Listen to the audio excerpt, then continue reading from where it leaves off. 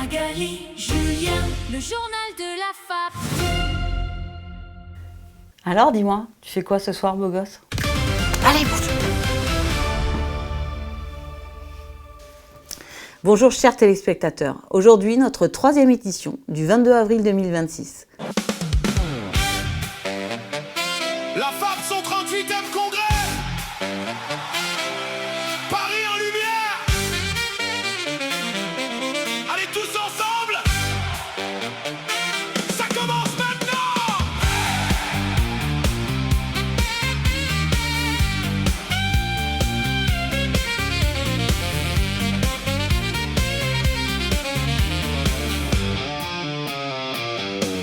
Les regards se lèvent, les idées s'alignent, une salle qui se réveille, prête à se joindre.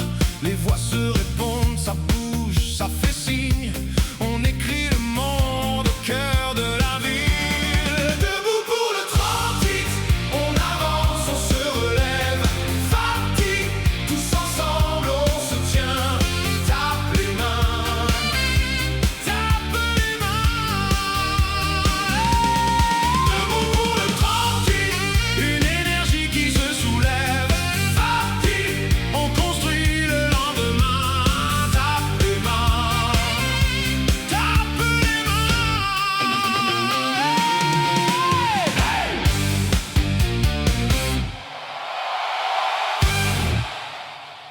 De bien belles images.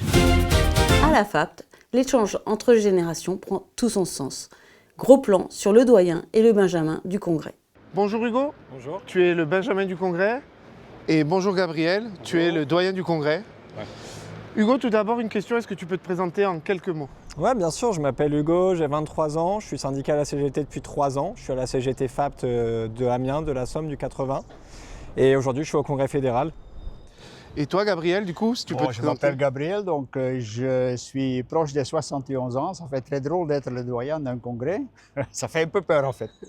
Donc j'ai 2 enfants, 2 filles et j'ai 2 petits-enfants aussi, des filles. Il n'y a que des filles et donc ça va très bien. Donc sur 2 pays, parce qu'en fait je suis originaire de Belgique. Je suis arrivé ici, j'avais 47 ans. On entend un petit accent hein, quand tu parles en effet. Alors messieurs, on entend régulièrement dans certains médias que les retraités sont des nantis, dit par des actifs, et que pour les retraités, les jeunes sont des fainéants. Tout d'abord Hugo, qu'est-ce que tu aurais à répondre à cela? Sur la question des retraités, je pense que le système par répartition a fait qu'ils ont payé leur part à un moment donné et qu'aujourd'hui c'est à nous de payer leur part.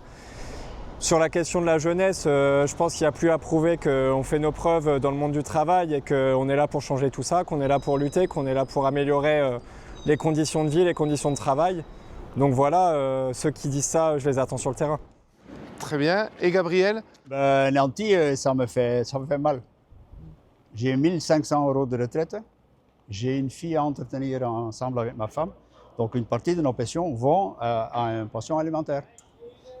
Ça, c'est la première chose. Donc, nanti, non. D'ailleurs, ça sert juste, c'est pas que les jeunes qui le disent, c'est d'abord les médias dominants.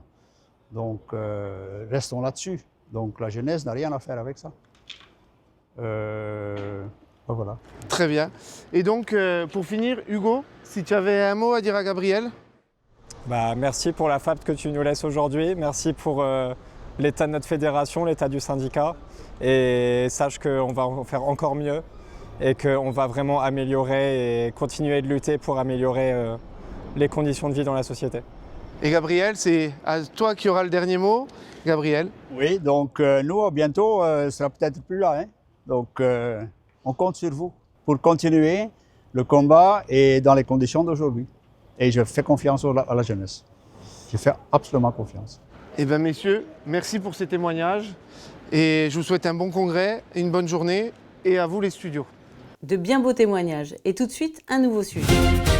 L'après-midi d'hier a été riche en matière de travaux et de débats. Bonjour Alexandra. Salut. Tu as animé la table ronde sur la question du droit à la communication. Ça vient de se terminer. Un ressenti, quelque chose à rajouter, quelque chose à dire à chaud? À chaud, un truc à dire, on a encore du pain sur la planche. C'était super frustrant de limiter les interventions dans le temps et en même temps c'était le jeu si on voulait que tout le monde ait la parole. Mais je pense que ça doit être une première graine plantée. Je l'ai dit, j'espère que ça va irriguer les débats de notre congrès parce qu'on a besoin de ramener de la politique et on a besoin de se les poser ces questions-là. J'espère qu'on a pris conscience qu'elles irriguaient pas que notre champ fédéral, qu'on doit être plusieurs à travailler dessus et puis on verra dans les jours qui viennent. Merci Alexandra, je te laisse profiter du repas et de la soirée. Volontiers. Badji, tu viens du Sénégal. Vous venez du Sénégal, excuse-moi, Rosemary également. Le droit à la com pour des camarades qui viennent d'aussi loin, dans des pays où on ne vit pas forcément le droit à la communication comme on le vit en France, qu'est-ce que ça représente, qu'est-ce que ça veut dire et qu'est-ce que vous avez pensé également de la table ronde et des débats? D'abord, je commence par la table ronde qui était d'une excellente qualité, très enrichissante. Et j'en félicite d'ailleurs la FAP pour avoir l'idée et aussi d'avoir réuni une telle diversité. Pour ce qui est du droit à la communication, c'est un droit vital, je pense, pour toutes les personnes, pour tous les territoires. Ça l'est plus dans des pays où parfois on a même des difficultés en termes de démocratie, d'expression libre. Et je pense que Géros en faisait cas lorsque notre État avait coupé l'accès à Internet et que nous, en tant qu'organisation sociale, on s'était mobilisés. Il y a aussi d'autres problématiques que nous partageons d'ailleurs avec tous les pays, qui est aujourd'hui des puissances capitalistiques, parfois qui sont d'une idéologie impérialiste, qui ne s'en cachent plus, qui cherchent à dominer la connectivité universelle au niveau mondial. Et c'est le cas de Starlink qui nous a mobilisés. Et d'ailleurs, c'est pour cette raison-là qu'on est là. Et nous considérons qu'il faudrait continuer à échanger, à avoir une solidarité entre les différentes organisations syndicales et à mener le combat. Pascal, bonjour. Bonjour. Tu représentes la FILPAC. Oui, la Fédération des industries, des travailleurs du livre, du papier et de la communication. Pascal, justement, sur le droit à la communication, tu as participé à la table ronde, tu es intervenu. Qu'est-ce que tu as pensé des débats, des échanges, si tu avais quelque chose à en dire? Alors, j'ai une frustration, c'est que c'est trop court. Parce qu'il y a tellement de choses à balayer ensemble, mais en même temps, frustration qui est compensée par une grande satisfaction, c'est d'avoir organisé ces tables rondes. Que la FAP ait organisé ça dans son congrès, c'est géant parce qu'on ne se parle pas suffisamment. Et on se rend compte que les connexions entre fédérations sont tellement importantes à travailler que voilà, là, c'était l'occasion. Et moi, je remercie particulièrement la FAP d'avoir organisé ça. Ça nous permet, y compris après les tables rondes, de pouvoir continuer à discuter et j'espère d'avoir des prolongements. Merci beaucoup, Pascal. Voilà. Merci. Et merci à toi. Bon courage pour la suite. Et puis bon congrès à la FAP, bon congrès à toutes les congressistes et tous les congressistes. Et surtout, j'ai une grosse pensée pour mon camarade Christian Matorel, qui laisse son mandat et avec qui j'ai beaucoup milité pendant beaucoup d'années. Je pense que le message passera. Merci. Beaucoup de congressistes ont découvert la Confédération pour la première fois. Leurs impressions à chaud. Nous retrouvons Julien. Montreuil, cœur battant de la CGT, un bâtiment qui en impose. Que pensent les congressistes de ce lieu? C'est assez impressionnant quand même. On voit quand même qu'on est dans un grand syndicat. Samia, c'est la première fois que tu rentres dans ce bâtiment. Exactement. Qu'est-ce que ça t'inspire de voir ça? Je trouve ça tellement grand et je trouve ça tellement rassurant parce que je me dis que finalement la CGT en fait c'est vraiment une grande action au niveau de la France et puis on le voit en fait avec la grandeur des bâtiments quoi. Donc ouais, super, ça motive et puis ça rassure sur le fait qu'en fait avoir un grand bâtiment comme ça montre qu'on a énormément de monde prêt à s'investir et à militer pour la CGT. Donc super. Grandiose. C'est beaucoup d'histoire ici. Du coup, les mots me manquent pour décrire ça. Mais ouais, une grande émotion, une forte émotion. C'est impressionnant, effectivement. C'est le cœur battant de la lutte, j'imagine. Enfin, j'espère. Franchement, je ne m'attendais pas à si grand déjà et aussi spacieux, clair, avec le soleil. Franchement, c'est superbe. C'est impressionnant, c'est magnifique, les proportions sont juste exceptionnelles. On a l'impression que tous les gens ici sont plus petits que dans la réalité. De l'extérieur, j'ai pas trouvé ça très beau, je vous le dis, en arrivant. Mais quand on rentre, c'est vraiment l'effet waouh. Vraiment, vraiment.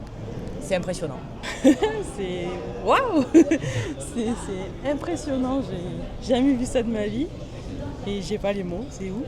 C'est ma première fois, c'est mon premier congrès. Qu'est-ce que ça t'inspire de le bâtiment? Ça a de la gueule. Ça a vraiment de la gueule. Ça fait plaisir de voir un aussi grand bâtiment pour autant de gens. Je suis vraiment contente d'être là. Ça fait du bien de voir tous les camarades. On sent qu'on n'est pas seul. Et ça ravigote pour la suite. Merci beaucoup Zélie. Merci.